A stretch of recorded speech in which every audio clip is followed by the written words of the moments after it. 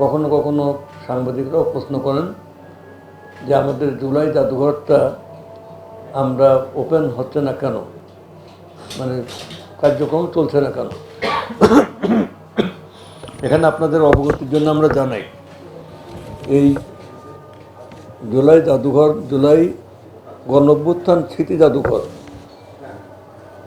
অর্থাৎ 2024 থেকে 2025-এর 5ই আগস্ট, না 24 সালের 5ই আগস্ট পর যে অভ্যুত্থানটা হলো আমাদের দেশে, ছাত্র জনতার যে গণ অভ্যুত্থান, সেই অভ্যুত্থানের কারণে আমরা এখানে জুলাই স্মৃতি জাদুঘর করেছি। কারণ ওই অভ্যুত্থানের মূল কেন্দ্রবিন্দু ছিল তৎকালীন রাষ্ট্র ক্ষমতায় যারা অধিষ্ঠিত ছিল এবং তাদের 18 বছর যাবৎ যে দুঃশাসন ছিল এবং যে ফ্যাসিবাদী রাষ্ট্র পরিচালনার যে মানে অপকৌশল ছিল, এবং এই 18 বছরের যে মানুষের মনে যে ক্ষোভ দানা বেঁধে উঠেছিল, তার কারণে আপনি গণ অভ্যুত্থানটা হয়। এই গণ অভ্যুত্থানের তাৎপর্য, তার গভীরতা, তার ব্যাপকতা বিশ্লেষণ করে এবং গণ অভ্যুত্থানের মূল কারণের যে তাৎপর্যটা নিয়ে এখানে একটা জুলাই জাদুঘর, স্মৃতি জাদুঘর আমরা এখানে মানে অন্তর্বর্তীকালীন সরকারের সময় প্রতিষ্ঠিত হয়, মানে প্রফেসর ইউনূস সাহেবের সরকারের সময়, যেটা পরবর্তী সময় আমরা এসে এর কিছু পরিবর্তন আমরা আনার চেষ্টা করি। সেটা হলো যে এখানে একটা নতুন বিল পার্লামেন্টে উত্থাপন করে জাদুঘর পরিচালনার কমিটি, মানে সেখানেও কিছু কিছু ভুল ভ্রান্তি থাকতে পারে, মানে ভুল ভ্রান্তি না, গ্যাপ থাকতে পারে, গ্যাপ, এটা যে কোনো সময় আমরা পূরণ করতে পারবো, সে অধিকার মানে আইনই দেওয়া আছে। এবং সেভাবে আমরা একটা মানে পরিচালনা কমিটি করেছি। এই পরিচালনা কমিটি হওয়া এবং সেটা গেজেট আকারে পাস হওয়ার পর্যন্ত একটু সময় লেগেছে, মানে এইটি, এগুলো একটা। দ্বিতীয় কথা হলো যে এখানে কিছু মানে জনবল নিয়োগের ব্যাপার আছে। জুলাই জাদুঘরের একজন মহাপরিচালক বা অন্যান্য পদে যারা থাকবে, সেখানে অতিরিক্ত দায়িত্ব নিয়ে অন্তর্বর্তীকালীন সরকার জাতীয় জাদুঘরের ডিজি সাহেবকে ওখানে অতিরিক্ত দায়িত্ব দেওয়া হয়েছে। উনি সেভাবে চালিয়ে যাচ্ছেন এবং সেখানে আমাদের অন্য কোনো জনবল নিয়োগ ছিল না।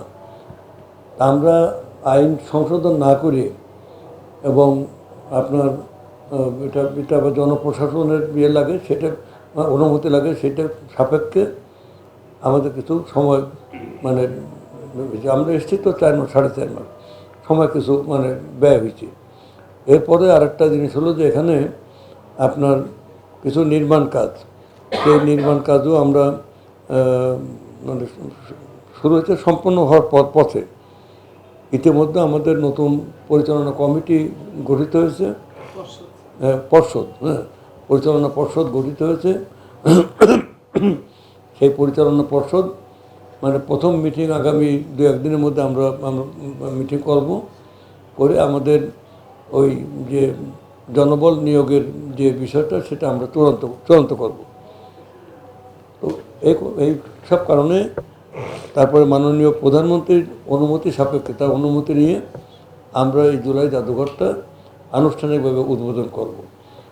মানে প্রধানমন্ত্রী অনুমতি, মানে তিনি সময় কবে দিতে পারবেন, অথবা তিনি মানে অনুমোদন তো সময়ের কত তারিখে করা উচিত বলে উনি মনে করেন, সেটা ঠিক হলেই আমরা অতি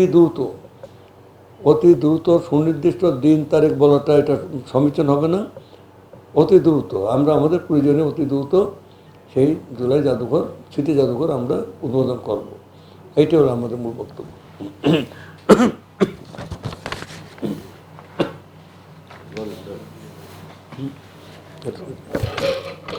আমি একটা দিকের আপনাদের একটু দৃষ্টি আকর্ষণ করতে চাই, সেটা হচ্ছে জুলাইকে নিয়ে, জুলাই গণ অভ্যুত্থান আমাদের যেটা হলো সেটা নিয়ে আপনারা জানেন, এটার সাথে